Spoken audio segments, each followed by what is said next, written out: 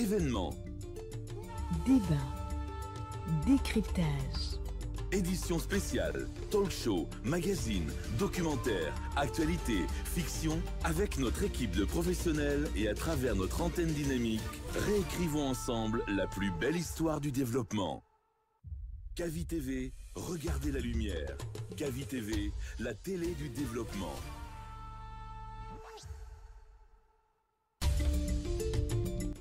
Ravi de vous retrouver dans cette édition d'information. Pour commencer, en Guinée, près de 1000 personnes se donnent la mort par an liées à la santé mentale.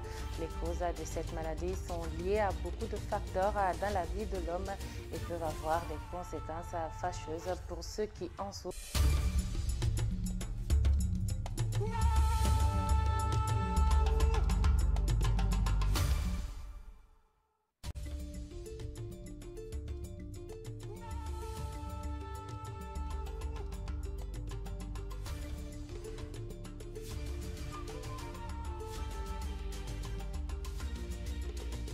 Kavi TV, la télé du développement.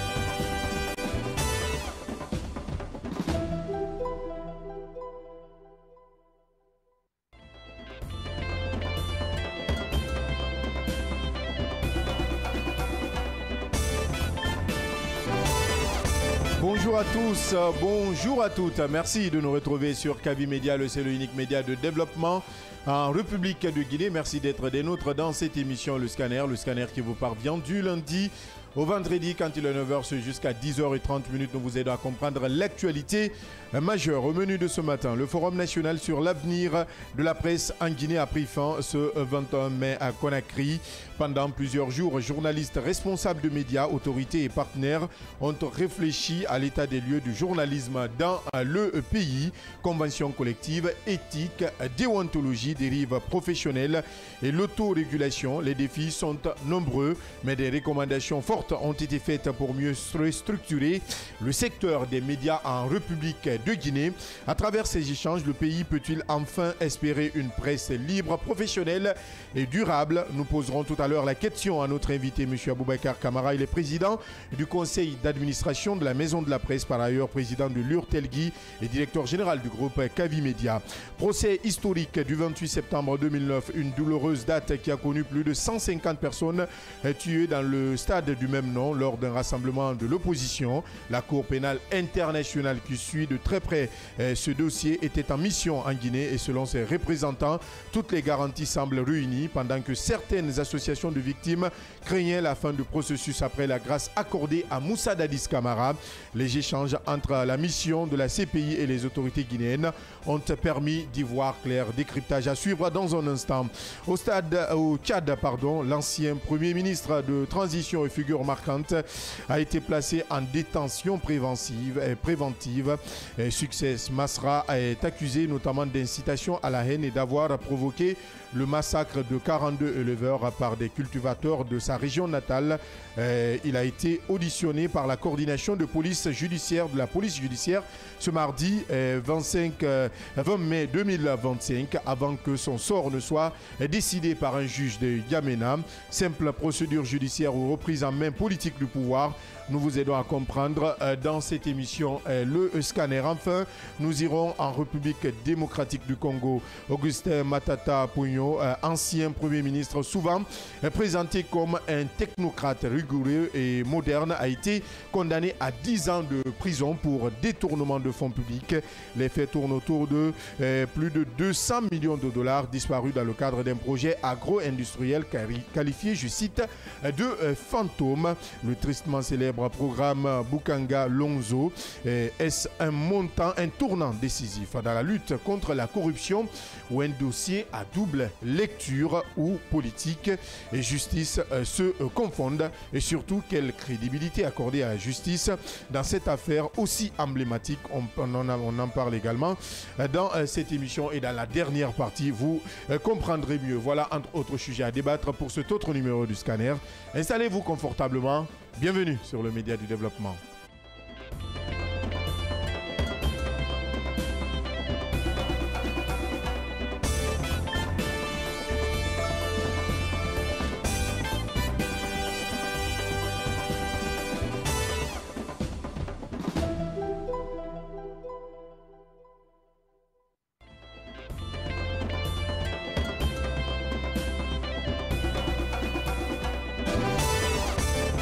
Merci de nous retrouver. Si c'est maintenant, vous le faites sur l'ensemble synchronisé de nos médias. Vous nous écoutez sur la 89.5.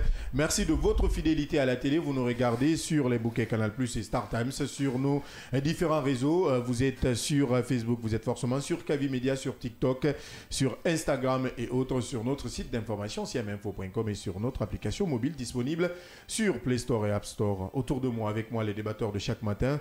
Mohamed Deba, bonjour. Bonjour Abdallah, bonjour à tous. Bonjour Yaya Diallo. Bonjour Abdallah Kamara, bonjour à tous. Bonjour Yamoussa Cheikh, de retour, bonjour. Bonjour Abdallah, merci. Allez, la presse guinéenne s'interroge sur son avenir, je vous l'annonçais tantôt. Le Forum national vient de s'achever avec une série de recommandations pour une profession plus structurée. Mais avant d'introduire notre invité, suivons ensemble ces différentes recommandations lues par le président de la Haute Autorité de la Communication du Sénégal, professeur Matata Sall.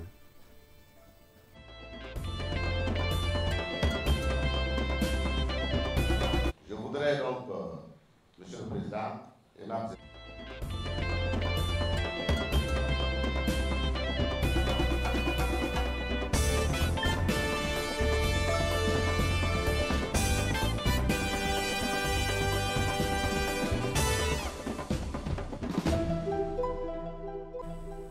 Nous allons revenir sur ces recommandations, mais en attendant, sur ce plateau et dans ce studio, notre invité, M. Aboubacar Kamara, président du conseil d'administration de la Maison de la Presse, par ailleurs président de l'URTELGUI et directeur général, je le disais, et du groupe Kavi Media. M. Kamara, bonjour, bienvenue.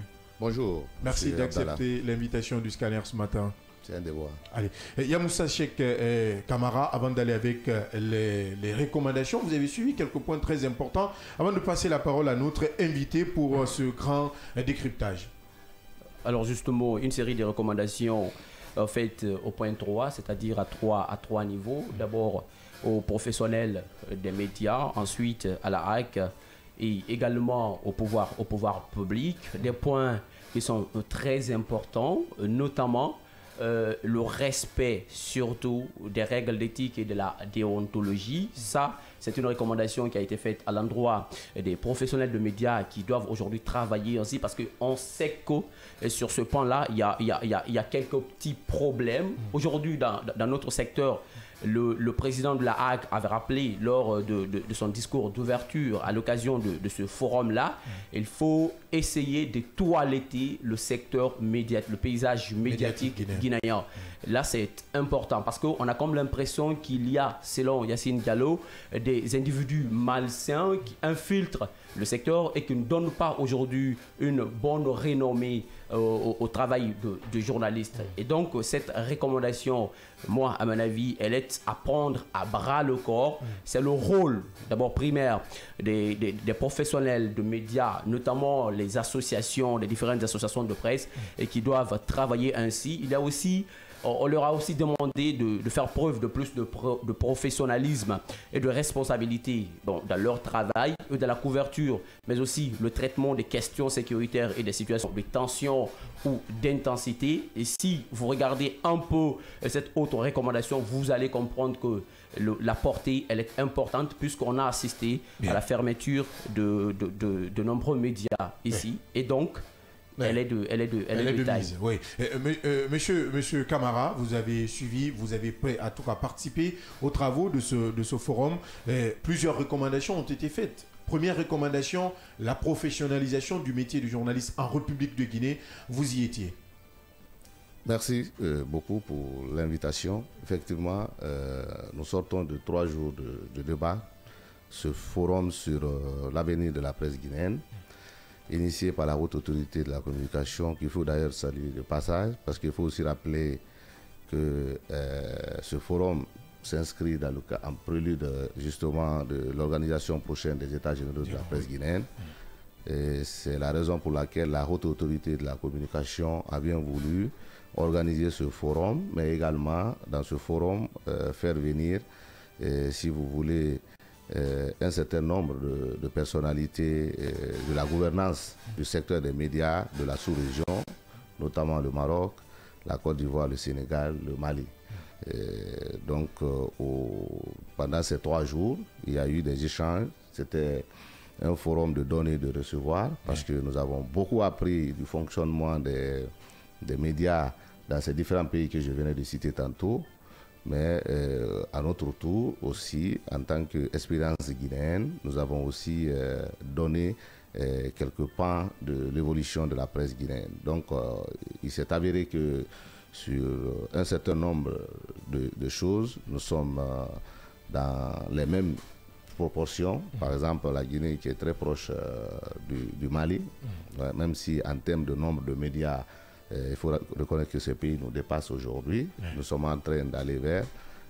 Mais la résolution qui se dégage, c'est que nous avons plus ou moins, quand vous prenez les pays comme le Mali, la Guinée, un peu la Côte d'Ivoire et le Sénégal, nous avons plus ou moins les mêmes réalités, c'est-à-dire le souci de professionnaliser la profession de journaliste dans notre pays. C'est d'ailleurs, ça fait partie des recommandations. Mais il faut reconnaître que la première recommandation, elle s'adresse aux journalistes, parce qu'il est important aujourd'hui, en ce 21e siècle, avec le bouleversement que nous connaissons de l'actualité mondiale, que la presse comprenne, si vous voulez, l'évolution en termes de contours, mais aussi en termes de pourtours, et aussi ait une vision plus large, peut-être dépasser un certain nombre de réalités qu'on a connues par le passé et s'inscrire dans une dynamique de professionnalisation, mais aussi de spécialisation. Parce que comme on l'a toujours rappelé, plus un journaliste est spécialisé dans un domaine, plus il devient pertinent dans ce domaine. Et par exemple, la HAC aussi, nous avons appris plein de trucs par rapport à la HACA du Maroc, mais aussi la HACA de la Côte d'Ivoire, qui utilise aujourd'hui un logiciel permettant de faire un certain nombre de choses en termes de médiamétrie et autres. Vous voyez, et même en termes d'intervention des différentes couches sociales du pays, parce que la presse, comme on l'a dit, elle se veut équilibriste. Donc, elle doit, en temps donné, dans le temps et dans l'espace, donner la parole à des acteurs bien précis, pas que des acteurs politiques, mais à des proportions bien déterminées. Donc, il appartient à la Haute Autorité de la Communication de veiller à ce que, justement, l'ensemble des couches sociales de la nation puissent avoir le temps d'antenne et afin de donner, justement, l'évolution de leur secteur. Donc, dans ces recommandations, comme je le disais, on a commencé par les journalistes. On appelle à ce que les journalistes soient beaucoup plus professionnels. Parce que, à mon sens, il n'y a pas une interpellation qu'on peut faire à un journaliste plus que d'être professionnel. Dans le traitement de son information. Éthique, déontologie. Voilà, donc être professionnel, quelque part, comme vous l'avez dit, c'est de respecter son éthique, c'est de respecter sa déontologie. Oui. Voilà. Et une fois que cela est fait, on ne doit pas perdre de vue aussi que nous sommes avant tout, avant d'être journalistes, nous sommes d'abord citoyens. Donc notre responsabilité sociale et sociétale, notre responsabilité de citoyen doit aussi, à des moments donnés, être prise en compte, parce que il ne sert à rien de donner une information après derrière qui crée la pédamine.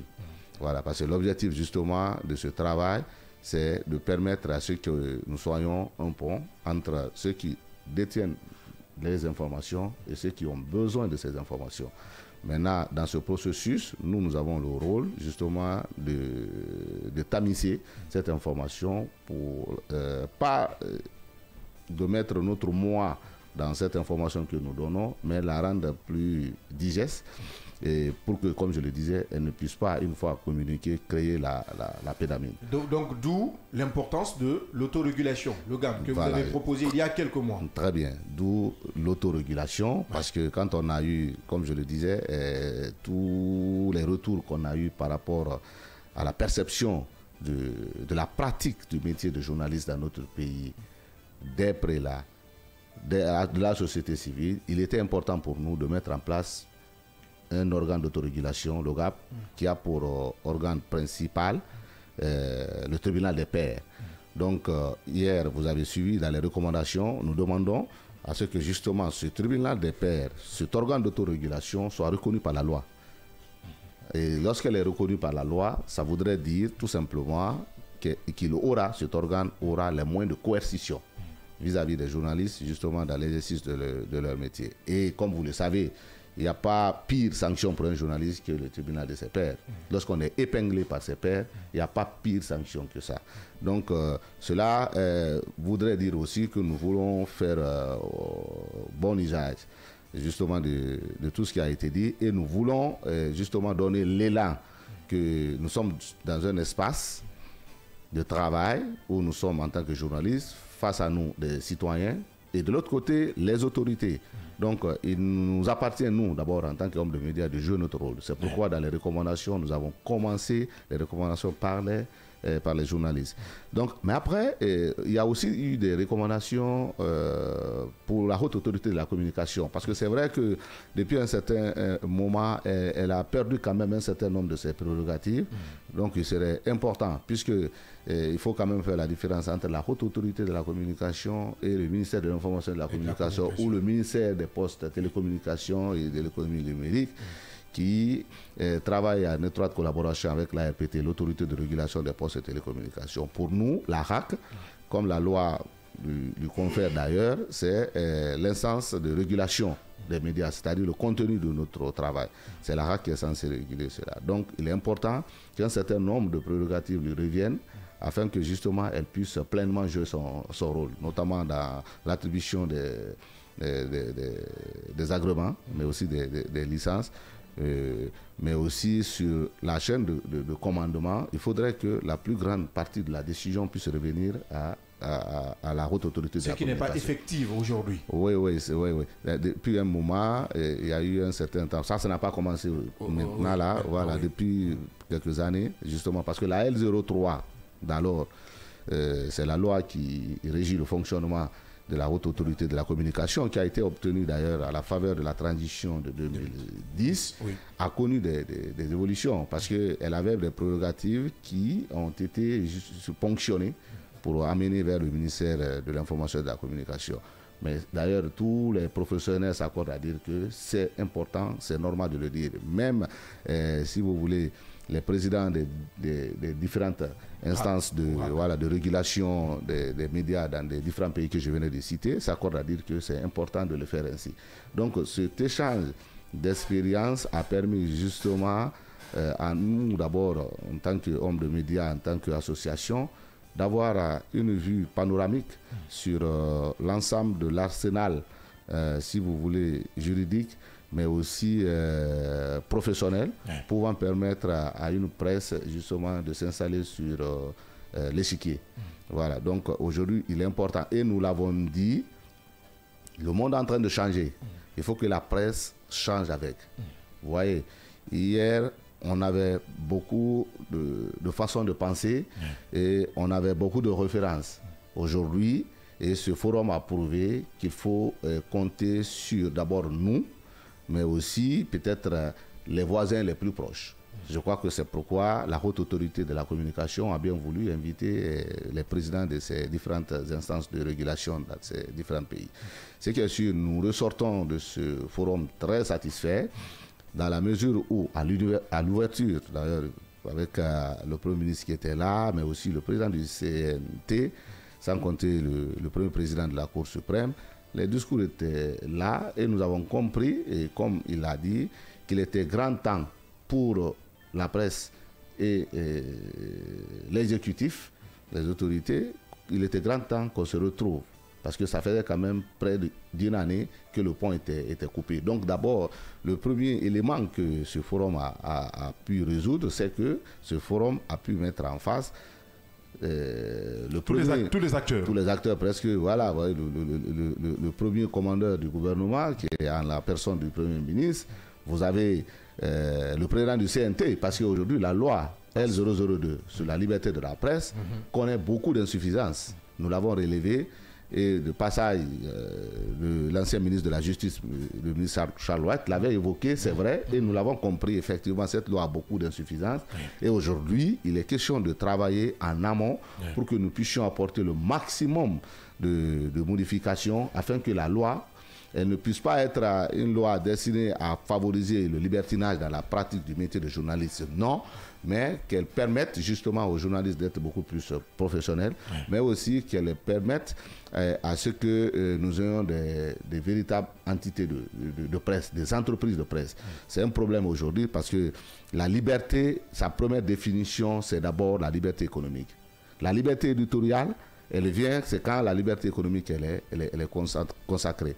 Donc aujourd'hui, nous avons fait cette recommandation aux autorités de faire en sorte que des médias guinéens soient de véritables entreprises de presse. Pas que des médias privés, parce que nous avons fait des recommandations à l'endroit justement des médias du service public pour qu'ils aient beaucoup plus de liberté, mais aussi des fonds de fonctionnement pour faire par exemple de la RTV un office, voilà, un office de la radio-télévision. Un projet qui a échoué sous Lansana Conté, feu Lansana Conté. Oui, parce que à l'époque, je crois quand l'actuel président de la RAC était le directeur général de la RTG, il en avait fait un office. Voilà, ça avait même, le sigle avait même changé à la télé, c'était devenu ORTG, voilà, Office de la radio-télévision guinéenne. Mais après, quand il a quitté, le projet est tombé justement. Donc, ce processus doit continuer parce que aujourd'hui, nous avons besoin de cela pour consolider justement les efforts de guerre, afin que nous puissions, si vous voulez, aller vers une véritable consolidation de l'esprit de la presse. Mais aussi, on a dit, il faut qu'il y ait si vous voulez, des séances de formation permettant justement d'éduquer les populations aux médias, c'est-à-dire éduquer les populations aux médias, parce qu'on se dit, vous savez, quand il y a des manifestations par exemple, il y a des endroits où un certain nombre de médias, avec l'étiquette, ne peut pas s'y aventurer. Donc cela dépend justement de l'information que ces personnes ont reçu justement de ces médias. On doit comprendre que les médias, il n'y a pas médias publics, il n'y a pas médias privés. Nous avons un même objectif, c'est celui d'informer et d'éduquer, si vous voulez, de sensibiliser les populations. Nous avons le même objectif. Donc, à ce titre, il n'y a pas lieu de toujours faire le distinguo entre médias publics et médias privés, puisque nous avons les mêmes objectifs. Bien, Monsieur le Président, je reviens sur la question en ce qui concerne cet organe qui va être mis en place, et d'ailleurs même qui est levé de tous les journalistes, à l'analyse de cette histoire récente entre les pouvoirs publics et la presse. Nous avons reçu ici le président de la HAC qui a accueilli cette proposition favorablement et qui dut se battre pour pouvoir justement créer cet équilibre entre le GAP qui sera éventuellement mis en place, mais aussi la haute autorité de la communication. Le défi aujourd'hui, ce sont les textes qui doivent régir cet organe, disons, indépendant des institutions républicaines, mais aussi des pouvoirs publics, et cet acte aussi qui est en charge de la régulation de tout ce qui est médias dans notre pays ici. Est-ce que vous en avez fait une réflexion à ce niveau-là? C'est la première question. La deuxième question, nous revenons sur cette convention collective qui pataugeait à un certain niveau. Est-ce qu'on peut penser cette fois-ci c'est la bonne? Oui, merci. Une bonne question. D'abord, la première, effectivement, la question concernant l'organe d'autorégulation. Je pense que la nouveauté, il faut relever la volonté positive de l'ensemble des acteurs qui prenaient part justement à ce forum de faire de l'OGAP un véritable organe d'autorégulation indépendant de toutes les autres instances de gouvernance de la presse dans notre pays. Parce que bien que la proposition avait été faite par la commission de travail sur l'OGAP de placer par exemple sous la tutelle d'un tel ou d'un tel département, et que d'autres propositions parlaient plutôt de la haute autorité de la communication, mais l'idée qui a émergé là, c'était de faire de l'OGAP un organe d'autorégulation autonome en tout point de vue, doté même d'une personnalité juridique, est-ce que vous comprenez, mais aussi d'une autonomie financière. C'est pourquoi nous avons proposé même qu'il y ait une subvention que l'État doit accorder à cet organe d'autorégulation de la presse. Donc ça veut dire, et le président de la HAC, parce qu'il faut quand même reconnaître que c'est en mettant l'OGAP en place, c'est une partie des prérogatives de la haute autorité de la communication qu'on va ponctionner pour aller confier. Mais c'est avec gaieté de cœur que le président de la HAC a dit qu'il faut faire de l'OGAP un organe totalement indépendant, qui ne soit pas sous la tutelle d'aucune entité. Donc, vous voyez, donc ça veut dire que dans les jours à venir, l'OGAP pourrait bien être pour la presse via la HAC, comme ce qu'est aujourd'hui l'ARPT pour le ministère des Postes, Télécommunications et des Communications. C'est vrai que quand on dit, vous avez tendance à confondre, mais l'ARPT n'est plus sous la tutelle du ministère des Postes et des Télécommunications. Vous voyez, c'est directement relié à la présidence. Donc, ça voudrait dire que l'OGAP va avoir des moyens de coercition.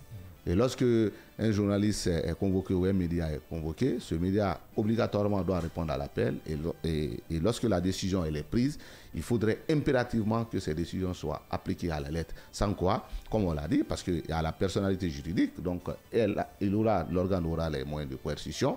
Et donc c'est d'abord une victoire. Une victoire, et il faut saluer tous ces acteurs et la HAC qui a accepté quand même de ponctionner dans ses prérogatives pour donner à l'OGAP ce pan d'autorégulation composé du tribunal des pairs.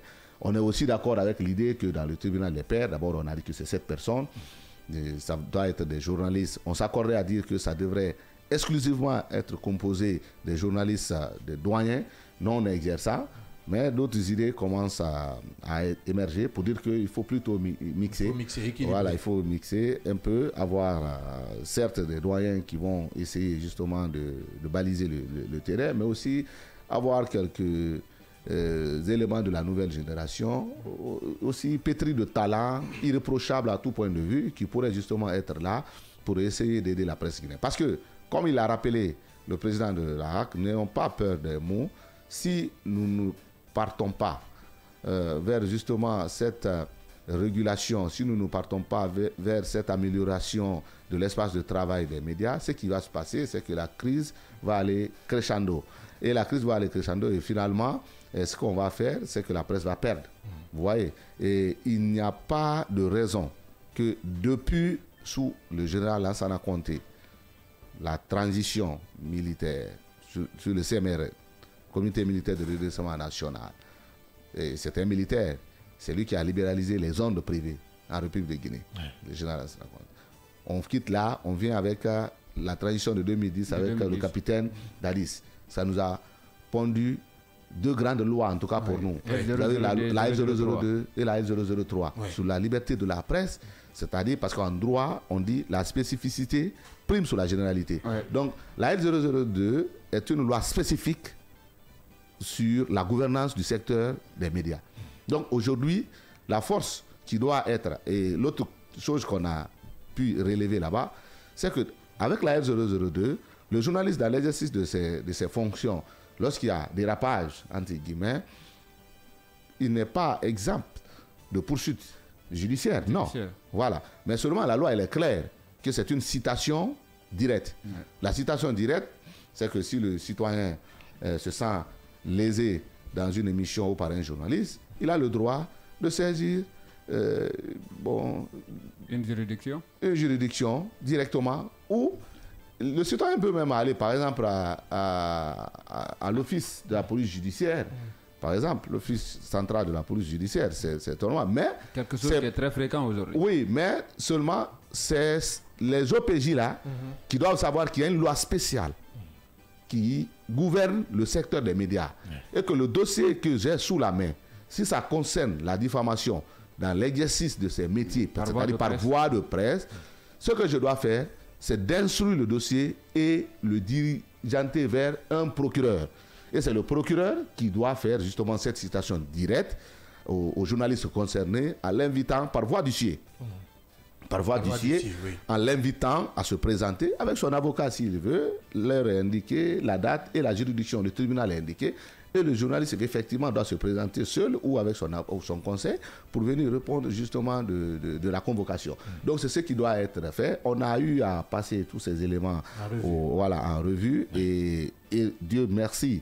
On avait par exemple les forces de défense et de sécurité qui étaient bien représentées et vraiment la symbiose était là et c'était un climat vraiment bon enfant. Chacun s'est exprimé comme cela se doit dans l'esprit d'aller justement vers la consolidation des acquis qu'on a déjà dans le monde de la presse. On s'est également rendu compte que, il faut le reconnaître qu'en Guinée, on a quand même beaucoup de belles lois qui gouvernent justement le secteur des médias, contrairement à certains pays. C'est des acquis qu'il faut consolider et ces acquis, justement, comme on le dit dans d'autres jargons, un acquis est un acquis.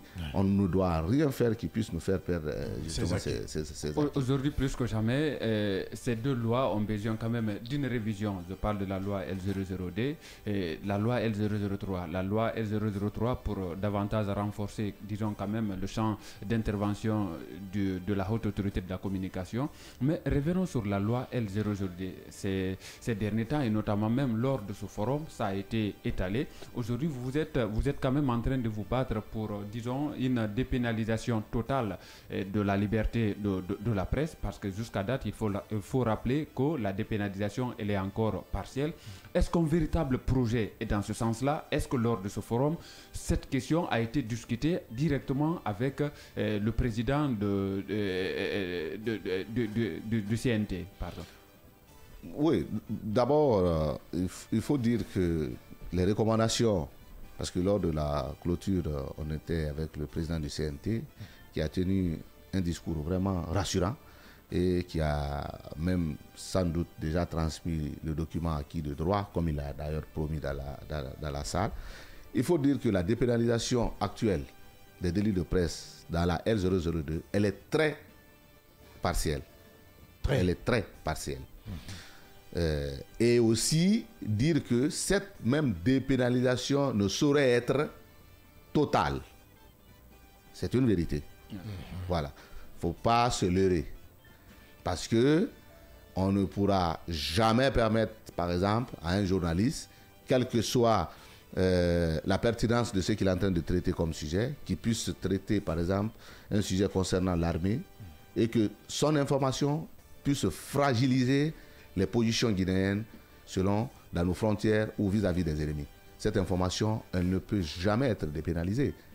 Vous comprenez? Donc, sujet secret défense. Secret défense. Bien. Donc, même si on dit aujourd'hui il y a la dépénalisation totale, quand on touche au sujet classé secret défense, on s'expose à des poursuites judiciaires et pas sur la voie de la L002, mais sur le code pénal guinéen. Vous comprenez? Donc les journalistes doivent savoir cela. Nous sommes en train de nous battre pour que certains renvois qui sont notamment prévus, on a aimé par exemple l'intervention du barreau qui a décortiqué un certain nombre de pans de la L002 qui avait été d'ailleurs souligné par le ministre Charles White, je le reconnais. Mais cet avocat aussi du barreau a bien expliqué, parce qu'il y a des renvois actuellement qui sont prévus. Normalement, on dit que le journaliste, je venais de vous citer, que c'est la citation directe. Citation directe, ça veut dire, il n'y a pas à dire viens à l'OPJ, viens à la police, parce que tu as diffamé quelqu'un. Non, c'est par voie de presse. Le procureur l'envoie la citation directe, il connaît la date, l'heure et le tribunal. Il vient, il se présente, il peut être condamné. Okay? Il peut être reconnu coupable et condamné. Et la condamnation, vous savez, elle est pécuniaire. Maintenant, ce qui se passe, c'est que on te dit un juge, donc le procureur envoie un juge, certainement un juge d'instruction d'abord. Le juge d'instruction, c'est lui qui instruit le dossier, il essaie de voir est-ce qu'il faut effectivement transférer ce dossier vers un juge de jugement, un autre juge de siège. Donc, il essaie, tout comme il peut abandonner les poursuites là, au niveau de l'instruction. Vous comprenez?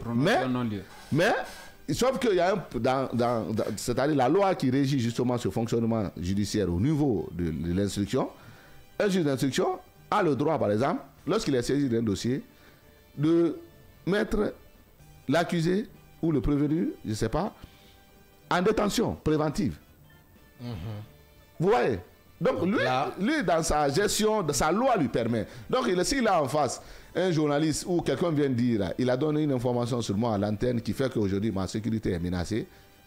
Donc le juge, automatiquement, il se dit, bon, je dois prendre des mesures préventives. Selon la gravité des faits. Selon la gravité des faits. Donc je peux placer ce journaliste en détention, le temps pour moi effectivement de vérifier tout. C'est arrivé avec notre confrère Lansana Kamara, ça arrive avec d'autres journalistes. Alors que dans l'esprit de la S002, tel n'est pas le cas. Tout délit par voie de presse, excepté justement les informations classées secret défense, parce qu'il y a des renvois qui sont prévus même dans la S002, où on te dit si tu touches à ces informations, on te juge sur la foi du code pénal, pas sur la loi sur la liberté d'expression. Aussi des délits concernant la cybersécurité. La cybersécurité. Non, bon, voilà, c'est différent. Vous voyez, et autre explication, quand vous prenez Facebook, aujourd'hui on a les sites internet qui sont des médias légalement reconnus, donc qui sont couverts par la L002. Maintenant, vis-à-vis de ces sites, vous avez les pages Facebook. Quelle est la différence aujourd'hui entre page Facebook d'un média comme Kavi et page Facebook de Abdallah en tant que journaliste? Est-ce que Abdallah, s'exprimant sur sa page Facebook, le Facebook l'enlève sa qualité de journaliste? C'est une question. Mais alors qu'aujourd'hui, dans l'esprit de la loi sur la cybersécurité et la protection des données à caractère personnel, les réseaux sociaux sont réprimandés. Évidemment. Quand une information est là-bas.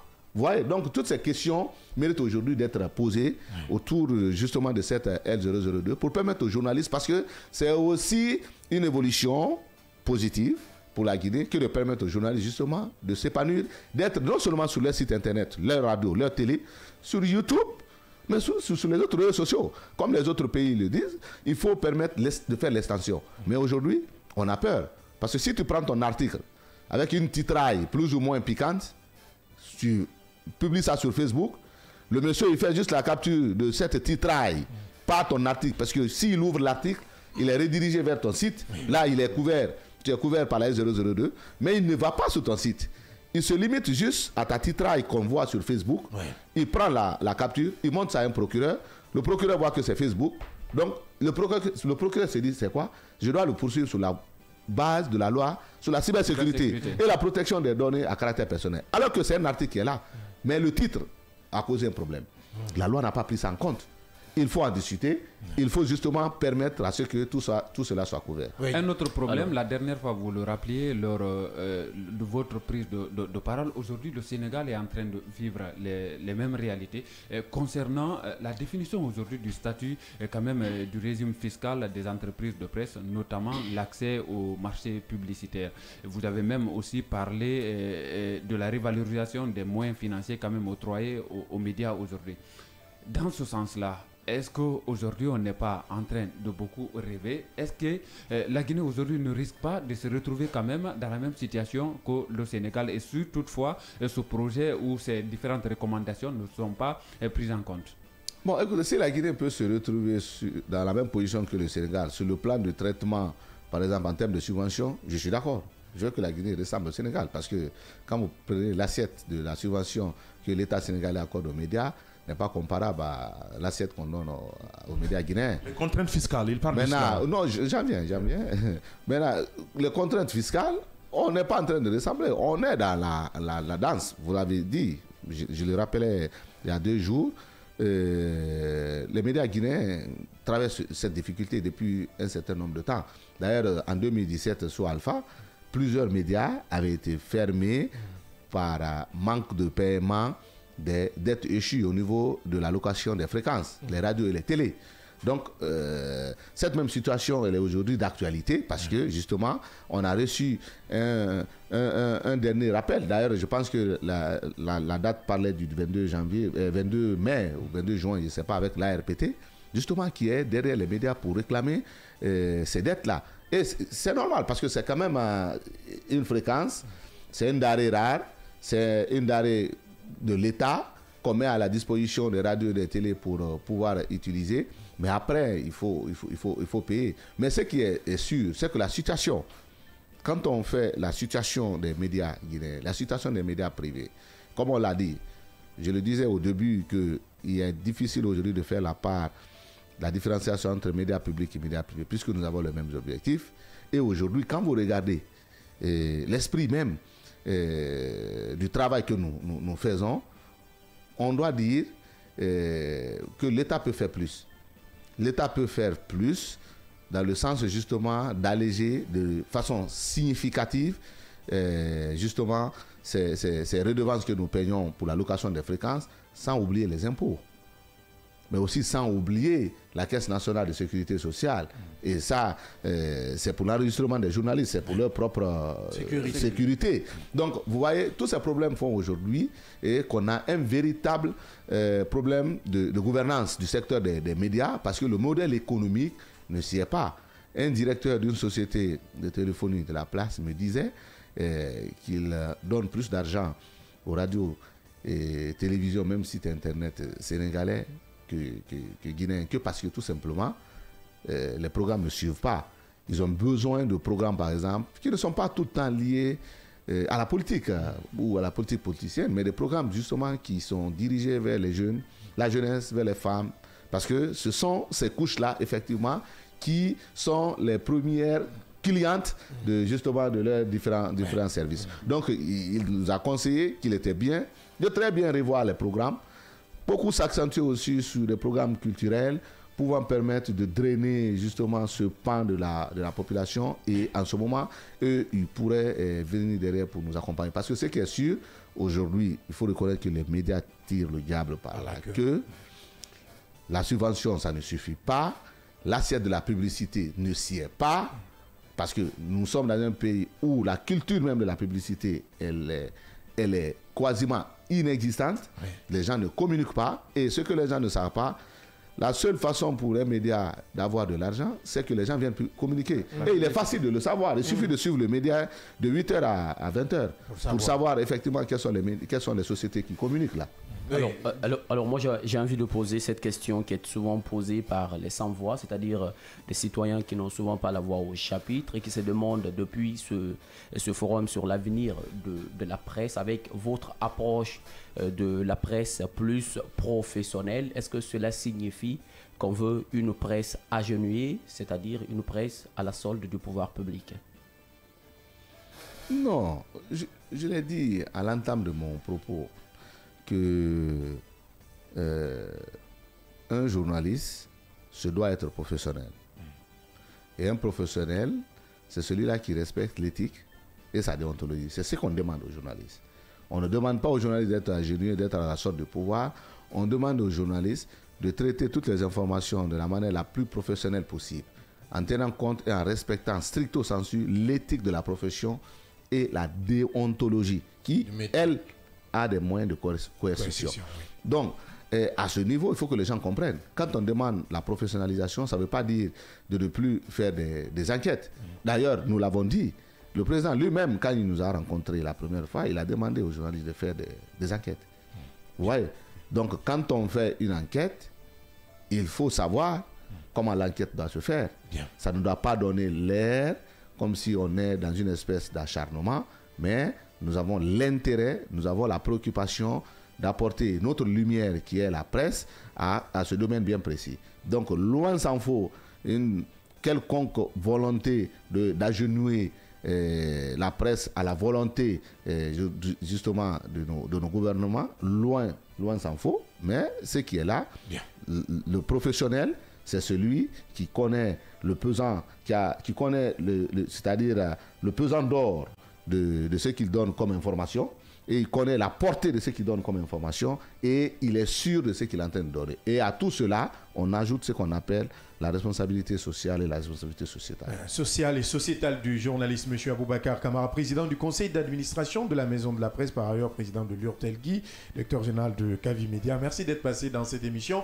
On nous apprend que les travaux ne sont pas finis, donc toutes les recommandations, en tout cas, le mémorandum n'est pas prêt. Vous êtes encore en train de travailler et les travaux vont continuer du côté de l'ARAC. Est-ce que vous confirmez cette information? Oui, effectivement. Au niveau de la convention collective, on a encore besoin de 3 jours, donc lundi prochain, lundi, mardi, mercredi. Il y a les travaux du côté de la Haute Autorité de la Communication. Et le jeudi qui va suivre directement, c'est pour l'OGAP, l'organe d'autorégulation.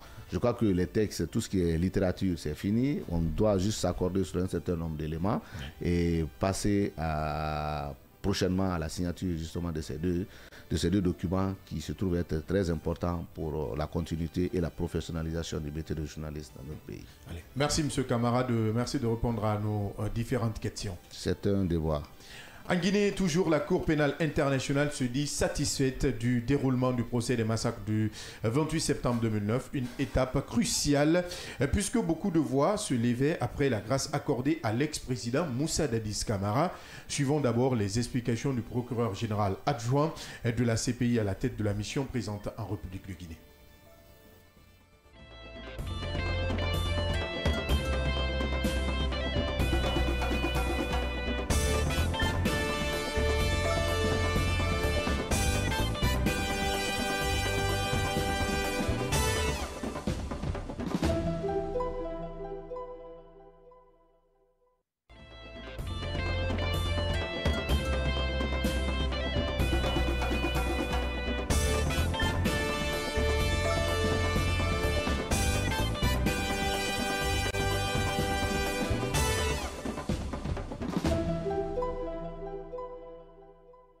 De la discussion, que ce soit avec le Premier ministre comme le garde des Sceaux que j'ai rencontré et avec qui je viens d'avoir un débriefing, ce que je peux vous dire, c'est que je pars rassuré. Je pars rassuré que les procès en appel vont continuer à se tenir. Les procès aussi séparés, disjoints, à cause d'une arrestation subséquente de certaines personnes, vont se tenir. L'effort d'indemnisation des victimes aussi va continuer. Il est vrai que il y a une liste de victimes de 334 qui avait été identifiée dans le jugement de première instance. J'ai écouté les associations de victimes qui estimaient que cette liste ne reflétait pas de caractère exhaustif toutes les victimes, et cela aussi a fait l'objet d'une discussion. Et tout à l'heure encore, le garde des Sceaux m'a indiqué que le gouvernement a quand même fait le choix d'une identification des victimes par la voie judiciaire. Mais en le disant aussi, cela ne veut pas dire que tout ce dont le nom ne figure pas sur la liste des 334, c'est perdu à jamais, non. Donc, au regard de tout cela qu'on a discuté, de ce point de vue, je pars rassuré par rapport à un horizon qui n'est pas bouché, par rapport à des sacrifices et des efforts et un engagement dont j'ai été particulièrement personnellement témoin. Et je pars rassuré que cet engagement va se tenir, que les procès d'appel vont se tenir, que les autres procès vont se tenir.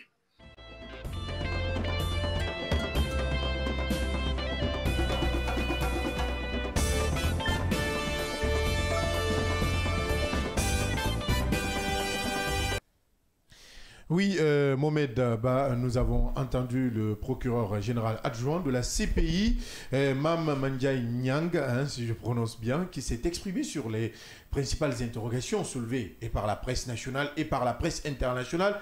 Article traité même par siaminfo.com à travers des interventions sur nos confrères de RFI, notamment depuis la grâce accordée par le président Mamadi Doumbouya au président Moussa Dadis Camara. Alors que faut-il retenir du message du procureur adjoint de la Cour pénale internationale? Vous le savez, de toutes les façons, ça reste quand même une mission. Il faut attendre le rapport qui sera produit par cette mission à la Cour pénale internationale pour savoir réellement ce qui a été retenu et quels sont les points aussi, évidemment, qui ont été... C'est vrai, aujourd'hui, nous savons les points qui ont été abordés, mais ce qui a été retenu de ces différents points-là, on n'en sait pas encore parce qu'ils peuvent nous dire une chose aujourd'hui et le rapport rapport, disons, de l'activité ou de la mission arrive à nous dire le contraire. Pour le moment, il y a des questions dont on attendait quand même qu'elles soient évoquées,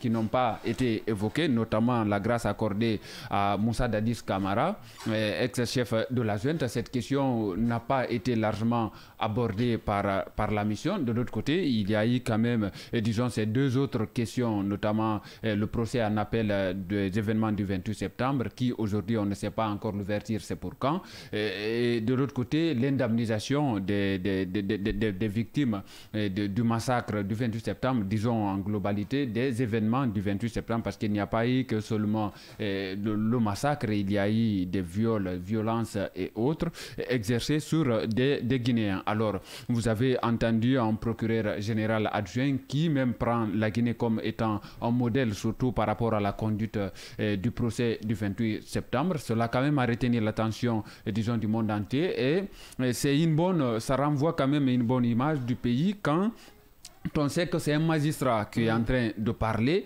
et surtout par rapport à la conduite des débats, parce que cela, à l'interne ici, disons, les magistrats guinéens, les magistrats de siège et les magistrats du parquet avaient quand même mis tout le monde d'accord par rapport à la conduite des débats dans ce procès-là, du début jusqu'à la fin, c'est-à-dire du début de la procédure jusqu'à la condamnation des preuves, des accusés. Et aujourd'hui, c'est vrai qu'il y a la presse en grande partie quand même qui dénonçait, ou même disons la partie civile, et aussi quelques associations notamment de victimes, y compris même la défense à travers disons certains avocats qui dénonçaient un travail bâclé quand même du parquet par rapport disons notamment à l'enquête préliminaire concernant les preuves qu'on jugeait quand même qui manquait lors de ces débats. Mais il faut quand même dire que le procureur général adjoint de la Cour pénale internationale, en l'occurrence Mame Mandiaye Niang, qui dit que la Guinée est un modèle dans ce sens-là. Et il faut aussi dire que cette mission a été aussi reçue par le Premier ministre, d'ailleurs devant lui, et que Mame Mandiaye Niang a quand même, disons, a sorti ces propos-là, selon lesquels la Guinée a été un modèle, et que lui-même repart rassuré. On attend de voir ce que le rapport de cette mission va nous produire par rapport, disons, à tout ce qui va être retenu. De l'autre côté, ça reste quand même encore les gens sur leur faim concernant la question liée à la grâce accordée à Moussa Dadis Camara. Puisqu'il l'a dit, le procureur, il dit, dans un premier temps, la CPI, lui personnellement, avait qualifié cette décision de décision hâtive, mais après échange avec les autorités guinéennes, il se dit qu'il a quand même évoqué quelques fondements, réconciliation nationale, état de santé, entre autres. Mais cela encore davantage suscite beaucoup d'interrogations, parce qu'il y a, pendant ce moment même où nous sommes en train de parler, des personnes citées dans cette affaire des événements du 28 septembre qui seraient malades selon leurs avocats, leurs conseils, et notamment il y a Claude Pivy on n'a même plus besoin de décrire, de le rappeler ou de décrire réellement aujourd'hui, dont l'état de santé est très fragile, ou même qui serait très malade. De l'autre côté, il y a des avocats notamment de Toumba Diakité qui disaient la même chose concernant son état de santé. Il y a d'autres acteurs clés, disons même condamnés dans cette affaire, qui seraient aussi notamment touchés par cette question liée à la santé. Donc ça veut dire que cela suscite aujourd'hui pas mal d'interrogations. C'est pourquoi, encore une nouvelle fois, il faut attendre ce que ce rapport va disons nous produire. Mais le fait que cette mission, parce que la plupart des observateurs voyaient quand même cette mission, parce qu'elle vient à peine 2 mois après la grâce accordée à Moussa Dadis Camara, n'est pas beaucoup s'aventurer sur cette question-là. Je crois qu'il y a naturellement anguille sous roche, il y a quelque chose qu'on ne nous dit pas pour le moment. Donc il faut, je crois, attendre ce rapport encore une nouvelle fois. Autre déclaration quand même qui suscite les attentions des uns et des autres, Mohamed Leba, c'est par rapport à cette réqualification des faits crimes contre l'humanité. Le procureur général adjoint l'a rappelé. Pour le moment, ce n'est pas la CPI qui a intimé à la Guinée de réqualifier les faits. Précision importante qu'a tenue Mame Mandiaye Niang. Oui, c'était important de le rappeler parce que beaucoup, disons, de professionnels quand même de droit, d'acteurs du monde juridique et judiciaire s'interrogeaient dessus. Pourquoi? Disons, parce que cette question avait été d'abord soulevée par la partie civile qui tenait coûte que coûte, vaille que ces faits soient requalifiés en crime, d'abord en crime de masse, après crime contre l'humanité. Et vous le savez, le président des différentes séances, le président du tribunal de première instance de Dixine qui a été délocalisé à la cour d'appel de Conakry a attendu quand même, disons, jusqu'à la fin pour requalifier les faits avant d'entrer quand même en condamnation des différents, des différents accusés, notamment le président Moussa Dadis Camara, son ancien aide de camp, le capitaine, le commandant Aboubakar Sidiki Diakité, alias Toumba. Donc il y avait ces différentes, disons, interrogations soulevées ça et là, et le procureur général adjoint de la Cour pénale internationale a bien fait de lever cet autre coin de voile, disant quand même que cela n'a pas été intimé de la part de la Cour pénale internationale, déjà parce que la Cour pénale internationale s'était presque dessaisie de l'affaire. L'affaire a été exclusivement réservée à la Guinée qui a su gérer, et aujourd'hui c'est quand même une bonne image que cela renvoie, qu'on dise que la Guinée a été un modèle dans ce sens-là, vu que les choses se sont bien passées et la condamnation n'a quand même souffert d'aucune irrégularité en termes judiciaires. Merci Mohamed Leba. La pause, derrière nous prendrons la direction de N'Djamena. C'est au Tchad où l'arrestation et la détention préventive de Success Masra fait grand bruit. C'est tout à l'heure.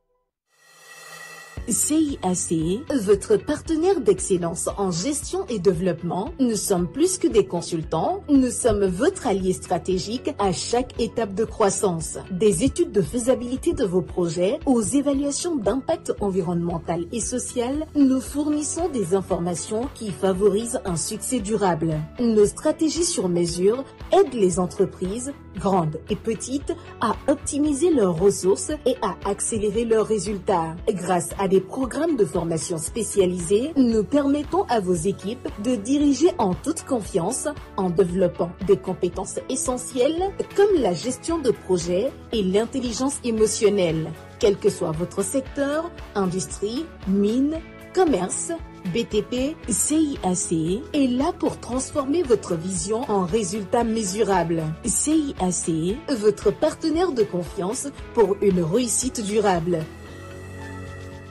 Offrez à vos enfants de 13 à 17 ans l'opportunité de vivre des vacances mémorables avec nos colonies de vacances en Côte d'Ivoire et au Ghana, prévues du 14 juillet au 19 août 2025.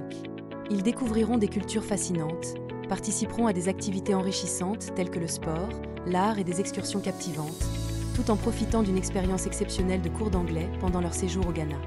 Avec un encadrement de qualité qui garantit leur sécurité et leur épanouissement, cette aventure unique est un tremplin vers leur développement personnel. Contactez-nous dès aujourd'hui au plus 224 613 00 39 69 ou au plus 224 613 00 39 70. Nous sommes situés à Mankpa, 4e avenue, immeuble Dabo, commune de Kaloum.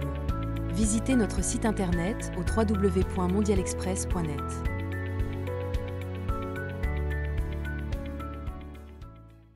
Chez Mondial Express, nous transformons vos voyages en une expérience inoubliable. Faites confiance à notre expertise pour des services de qualité supérieure. Grâce à notre service d'assistance visa, simplifiez toutes vos démarches administratives à travers nos experts. Avec notre service billetterie, réservez vos billets pour toutes les destinations du monde avec facilité. Profitez de notre flotte de véhicules modernes et fiables pour tous vos déplacements à travers notre service de location de véhicules. Grâce à notre service d'évacuation sanitaire, comptez sur notre service réactif et professionnel pour vos besoins médicaux à l'international. Assurez-vous d'un environnement impeccable avec nos services de nettoyage de qualité. Transportez vos marchandises en toute sérénité grâce à l'expertise de notre service de transit. Développez vos compétences d'agent de voyage avec nos formations spécialisées suivies de stages pratiques au sein de nos équipes. Contactez-nous dès aujourd'hui au plus 224 613 00 39 69 ou au plus 224 613 00 39 70. Nous sommes situés à Manquepas, 4e avenue, immeuble Dabo, commune de Kaloum. Visitez notre site internet au www.mondialexpress.net. Mondial Express, chaque voyage est une histoire. Ravi de vous retrouver dans cette édition d'information. Pour commencer, en Guinée, près de 1000 personnes se donnent la mort par an liées à la santé mentale. Les causes de cette maladie sont liées à beaucoup de facteurs dans la vie de l'homme et peuvent avoir des conséquences fâcheuses pour ceux qui en souffrent.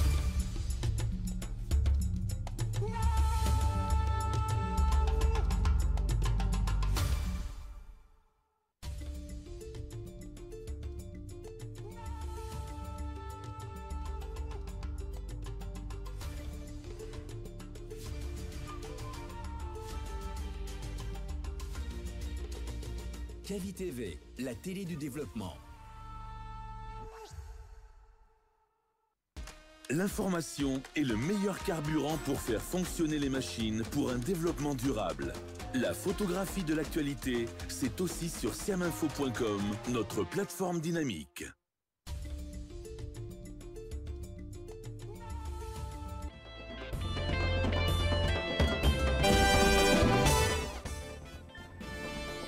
Merci de nous rejoindre dans la deuxième et dernière partie de cette émission.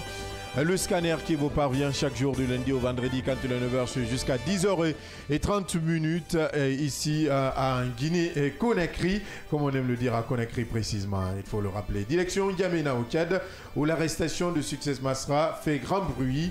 Ancien Premier ministre de transition et figure montante de l'opposition, il a été placé en détention préventive ce mercredi. Succès Masra, qui avait accepté de participer à la transition après l'engagement des retours à l'ordre constitutionnel, avait fini par dénoncer un processus biaisé avant de se présenter à l'élection présidentielle, bien que les faits ne portent pas sur cela, mais sur un enregistrement audio non récent. Derrière ce geste, Yaya Diallo, geste judiciaire, faut-il craindre un règlement de compte politique?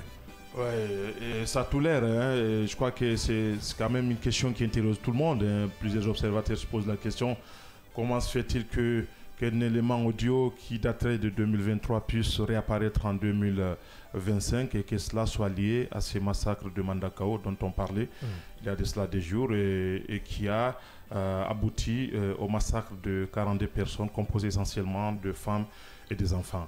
C'est vrai que l'arrestation, les circonstances quand même ont interrogé plus d'un. Finalement, il n'y a pas eu une opposition farouche à cette arrestation qu'on appelait par ailleurs au niveau des transformateurs comme étant un enlèvement.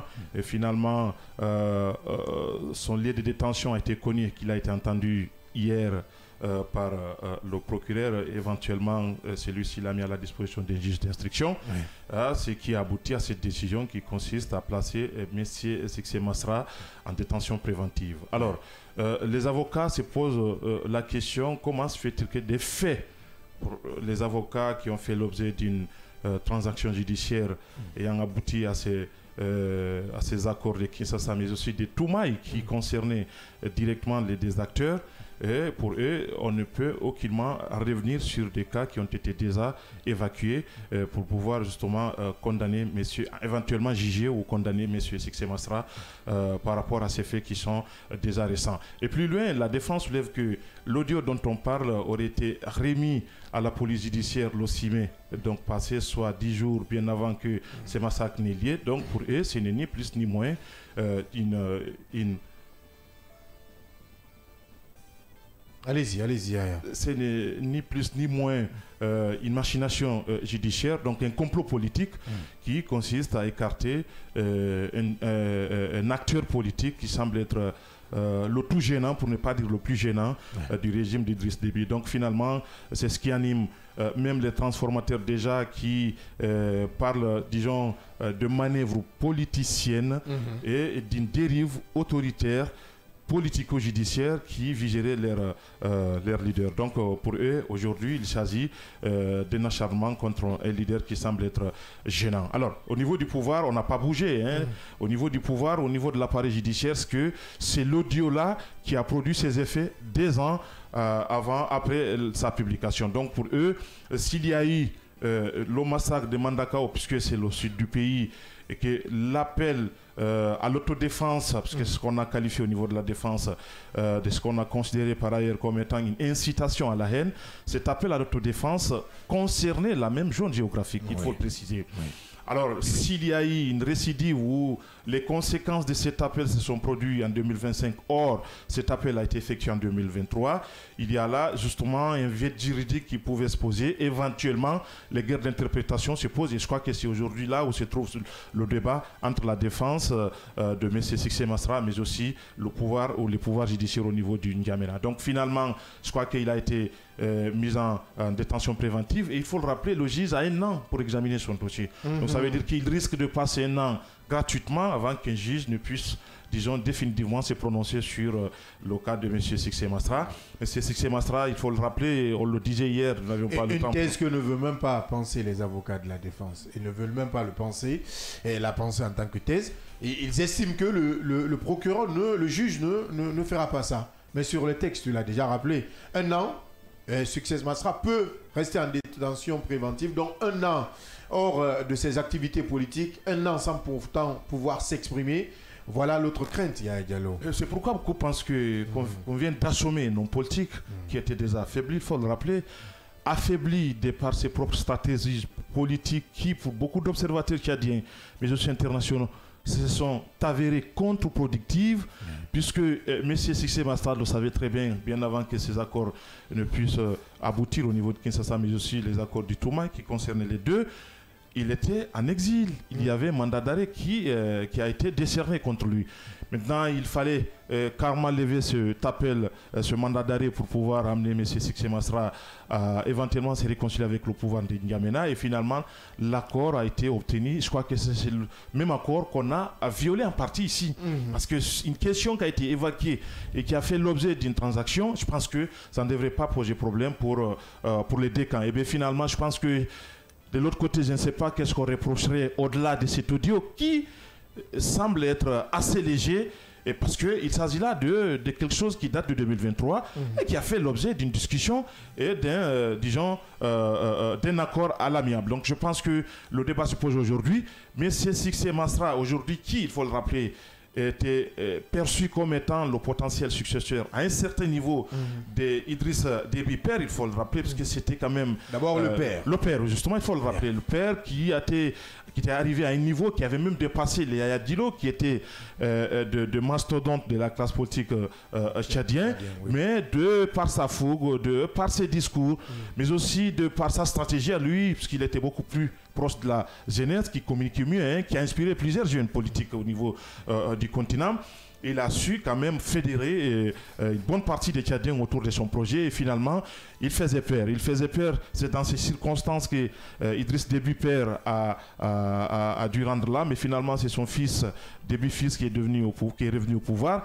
Et finalement, le même bras de fer s'est poursuivi, arguant qu'au niveau de transformateur, c'est la dynastie Idriss qui continue de régner au niveau du Tchad et que ce coup d'État n'était pas sincère. Donc, les mêmes discours sont revenus. Et je crois que c'est dans ces circonstances que ce mandat d'arrêt a été décerné contre lui pour à peu près des mêmes faits similaires liés en tout cas à ces arts de troubles à l'ordre public ou à l'atteinte à la sûreté de l'État. Donc finalement, il était au courant de ce qui se passe ou de ce qui s'est passé au plus haut sommet de l'État. Le climat de confiance qui existait entre lui et son parti, mais aussi vis-à-vis du pouvoir public tchadien. Donc finalement, il a accepté de mordre à la maison. Il est devenu Premier ministre chef du gouvernement, qui ayant conduit à l'organisation des élections à laquelle lui-même Sixé Masra avait pris part. C'est porté candidat. C'était quand même assez flagrant. Est-ce qu'on peut dire que c'est une erreur fatale? C'est une faute politique, il faut le dire comme ça. On n'est plus à les erreurs, puisque aujourd'hui, c'est comme si on avait fini complètement de le déplumer. Et déplumer, il n'a plus de force. il n'a pas été élu à la présidentielle. Il refuse carrément de participer aux élections législatives. Donc aucun député aujourd'hui n'en dispose les transformateurs. Et plus loin, au niveau des élections locales, il n'en a aucun représentant. Donc voilà quelqu'un aujourd'hui, au-delà de sa force politique à travers les mobilisations, il faut le rappeler, après son choix d'accompagner Idriss Déby, il avait quand même perdu beaucoup de ses militants qui pensaient qu'il avait, disons, de manière précipitée, accepté des morts à la maison, à ses risques et périls aujourd'hui. Voilà un des cas les plus illustratifs de toute cette stratégie qui se résume effectivement à cette perte, si ça continue comme ça, encore une fois, même si certains n'excluent pas, encore une fois, une autre manœuvre qui consisterait à ce que le pouvoir du Tchad puisse contraindre, disons, Sixé Masra à accepter notre deal aussi qui consisterait, pourquoi pas, de le ramener encore d'une manière ou d'une autre au niveau de la gestion du pouvoir public et effectivement trouver, parce que c'est ce qui avait sanctionné les accords précédents, c'était de faire en sorte qu'il y ait un climat permettant au pouvoir de mieux développer un certain nombre de choses et de créer une accalmie au niveau, disons, de la classe politique, mais aussi du pouvoir politique. Est-ce que c'est cette thèse qui peut être plausible, justement, mais est-ce qu'il s'agit là d'en finir définitivement avec un acteur politique qui semblait être, disons, le plus gênant et qui avait repris les mêmes coups, les mêmes discours à l'endroit du régime du Tchad. Donc voilà des hypothèses aujourd'hui qui se posent et beaucoup d'observateurs se bougent.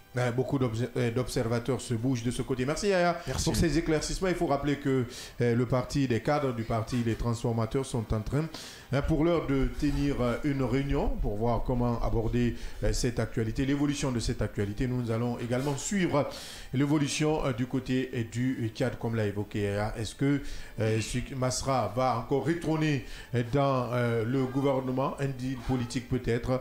En attendant, nous allons observer de très près l'actualité de ce côté. On reste en Afrique et cette fois en RDC. Augustin Matata Pognon, longtemps perçu comme un technocrate rigoureux et défenseur de la bonne gouvernance, vient d'être rattrapé par la justice congolaise. Il a été condamné à 10 ans de prison pour détournement de fonds publics. L'affaire porte sur plus de 200 millions de dollars liés au projet agro-industriel de Bukanga Lonzo. Il nous rejoint dans ce studio et sur ce plateau. Mamadou Diallo, bonjour. Bonjour Abdallah, bonjour à tout le monde. Merci de nous rejoindre encore ce matin. C'est un plaisir. On commence par cette question qui est vraiment... Matata Pognon, cet ancien Premier ministre. Oui. Aujourd'hui, quand même, quoi qu'on dise, au profil jusque-là jugé respectable. Oui, il a un bon profil, Abdallah, il faut le rappeler, c'est un docteur en économie appliquée, il a une thèse en économie appliquée, donc il a rejoint le gouvernement congolais à partir de l'an 2000, où il a même exercé au sein du gouvernement jusqu'en 2010. En tant qu'expert, en tant que consultant au niveau des institutions nationales du pays. Et donc à partir de 2010 jusqu'en 2012, il a rejoint maintenant officiellement le gouvernement en étant ministre des Finances. Et de 2012 à 2016, il a occupé le poste de Premier ministre dans ce pays, Abdallah. Dans ce pays, mais d'où est partie cette procédure judiciaire? Parce que, il faut le rappeler, ça ne date pas d'hier ni d'aujourd'hui. C'est une procédure qui a duré. Effectivement, cette procédure judiciaire a tout d'abord commencé après son mandat à la primature, donc en tant que Premier ministre en 2016, tout a commencé là-bas. Mais en 2016, dès qu'il a fini son mandat, il a d'abord été appelé à être sénateur, donc il a été sénateur. Donc tout a commencé en 2021 précisément, où il y a eu des enquêtes judiciaires qui ont été lancées contre lui. Et là, l'Assemblée était également obligée de lui retirer son immunité, comme on dit, pour pouvoir permettre à la justice d'engager une procédure judiciaire. C'est ce qui fut fait justement. Et en 2021, donc, il y a le Sénat qui lève donc son immunité parlementaire pour permettre justement à ce qu'il y ait des enquêtes judiciaires. Et il a toujours nié, Abdallah, les faits qui lui sont reprochés, les accusations, se disant également qu'il est victime d'un acharnement politique. Tout à fait. un acharnement politique, on Exactement. le dit, mais la justice quand même reste la justice. Tout Et à fait. comment sa défense compte est-elle en tout cas interjetée, en tout cas quelle est la procédure? La reprise, exactement. La représaille, hein, si on peut l'appeler comme ça. Tout à fait. Mais il faut d'abord souligner, Abdallah, pour aider un peu à ce que nous écoutons et nous suivent également, de comprendre qu'il avait participé, ou en tout cas à la présidentielle de 2023. Il n'a pas justement participé en tant que candidat, mais il a soutenu une coalition parce que tout d'abord, il avait posé sa candidature et la CENI avait accepté sa candidature, mais finalement, lui-même, il a fait un rétropédalage tout en soutenant un autre candidat. C'était donc le 20 décembre, la présidentielle du 20 décembre 2023. Et le candidat qui l'a soutenu avec la coalition s'appelle justement Moïse Katumbi, au sein de la coalition Katumbi plutôt, merci, et au sein de la coalition qu'on appelle le Congo, il y a Makassi qui signifie le Congo fort. Alors oui, la défense a déjà pris la parole, et donc il faut le rappeler qu'il y a déjà la défense qui n'accepte pas ou bien qui n'a pas accepté cette procédure judiciaire, en tout cas ce résultat-là, ce verdict plutôt. Donc il y a déjà une possibilité d'interjeter appel, et si et seulement si Katumbi l'accepte. Et également, il n'est pas le seul aussi dans ce procès. Il y a 2 autres ministres dans ce procès-là, mais qui sont aujourd'hui en exil, qui ont été même condamnés à travers ce procès à 5 ans de prison. Donc il faut rappeler, Abdallah, aujourd'hui il est condamné à 10 ans de prison pour un détournement de fonds et surtout de la gestion de son mandat plutôt de 2012 à 2016, mais pas que, parce qu'il a même été cité dans des affaires louches en 2012 lorsqu'il était donc ministre des Finances. Et donc aujourd'hui on lui reproche de plus de 245 millions de dollars qui étaient alloués à des projets d'un parc agro-industriel donc à la sortie de la capitale Kinshasa. Et donc il y a un autre également projet où il y avait plus de 80 millions de dollars, où il est même accusé également. Il y a Diallo, une autre fois, en tout cas une nouvelle fois, on parle de décision judiciaire qualifiée de plus ou moins politique. Une nouvelle fois. Une nouvelle fois, hein, après le Tchad. Pour les gens. Pour les gens, juste pour les autres. Parce que quand il s'agit de la République démocratique du Congo, il faut rappeler tout juste, Abdallah, il y a Constant Moutamba, le tout-puissant ministre de la Justice aujourd'hui, qui fait l'objet. Qui fait parler de lui. Qui a fait longtemps parler de lui, qui fait aujourd'hui l'objet d'une poursuite judiciaire en République démocratique du Congo. Je crois que la Cour de cassation s'est adressée au Parlement congolais. Et voilà, les choses évoluent au niveau du Parlement. C'était ministre en exercice, il faut le rappeler. Alors, en ce qui concerne Matata Ponyo, c'est un ami à la Guinée. Il faut rappeler qu'il fut recruté par le régime Condé, pour pouvoir former nos dirigeants. Et ce qui est étonnant, c'est qu'il y avait quand même aussi cette question liée aux valeurs qui consistent à la bonne gouvernance, oui. Les vertus de la bonne gouvernance, pour ainsi dire. Eh bien, c'est le même qui est aujourd'hui épinglé par un détournement, parce que là, il faut le dire, c'est définitif la décision. Condamné. Oui, condamné pour un détournement de plus de 200 millions de dollars.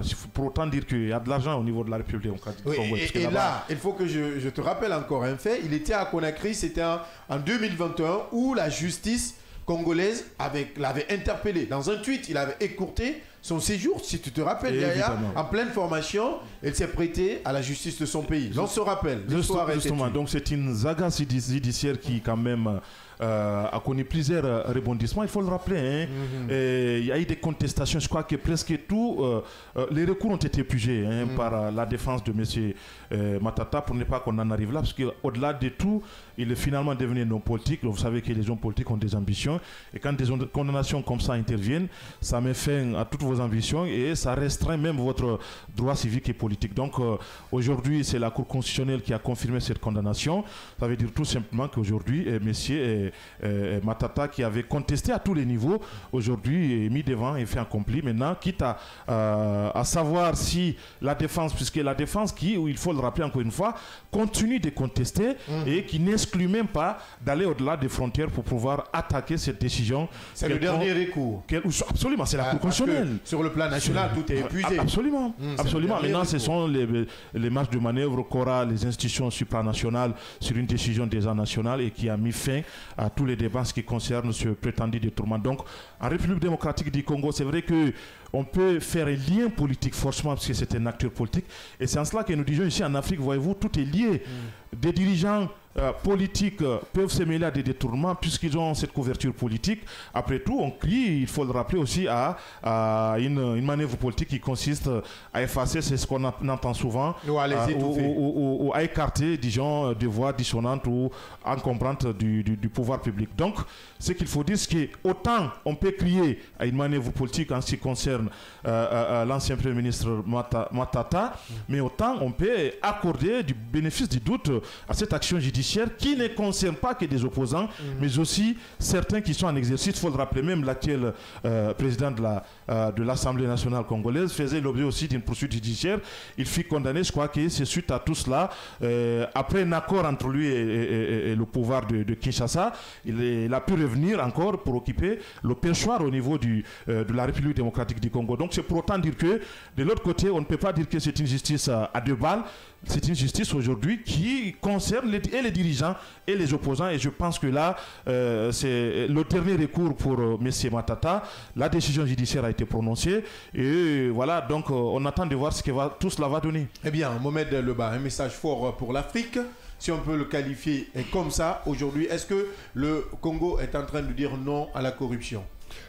C'est difficile de le dire aujourd'hui parce que la plupart des décisions aujourd'hui qui tombent quand même judiciaires, qui tombent au Congo, la plupart de ces décisions sont orientées ou concernent directement les opposants, directement ou indirectement. Dian le rappelait tout à l'heure, il y a Matata qui a été quand même en soutien de Katumbi lors des élections de 2023. Donc ça veut dire que cela veut tout dire aujourd'hui.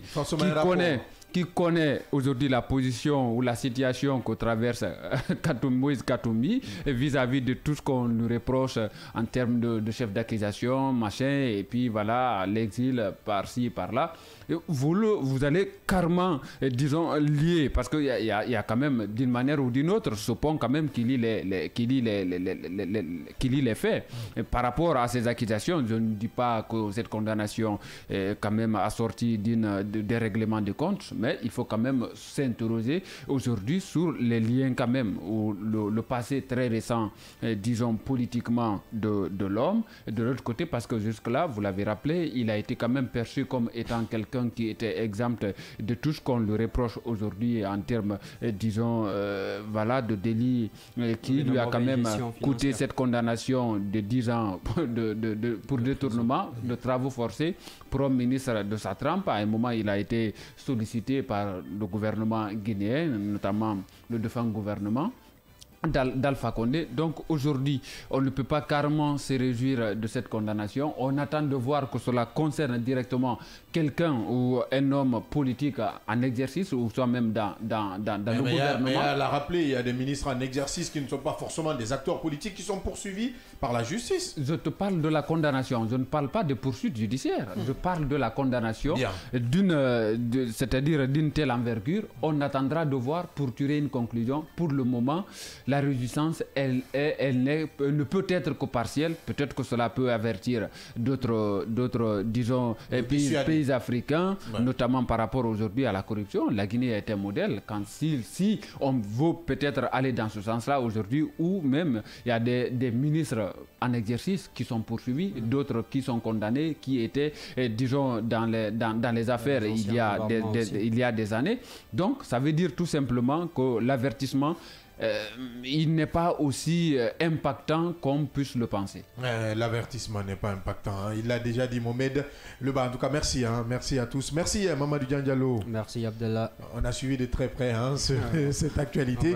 Merci, Diallo. On va suivre l'actualité du côté sur le continent en général. Merci, Mohamed Leba, pour ces éclaircissements. Merci, Abdallah. Merci, Yamoussa Cheikh Kamara. Merci, Abdallah. Merci à vous également, auditeurs et téléspectateurs. Merci à l'équipe technique du jour, Moussa Dramé, Michel Ouamounou, Yaya Tuifili, Conté, Vaba Kouivougui, Salimatou Sissé. Ils sont nombreux de ce côté à diriger cette équipe également. L'autre Dian derrière la baie vitrée. Nous, on vous dit au revoir. On se reprend demain, même heure, même fréquence, avec la même énergie pour d'autres sujets d'actualité sur le seul et l'unique média de développement en République de Guinée. Au revoir.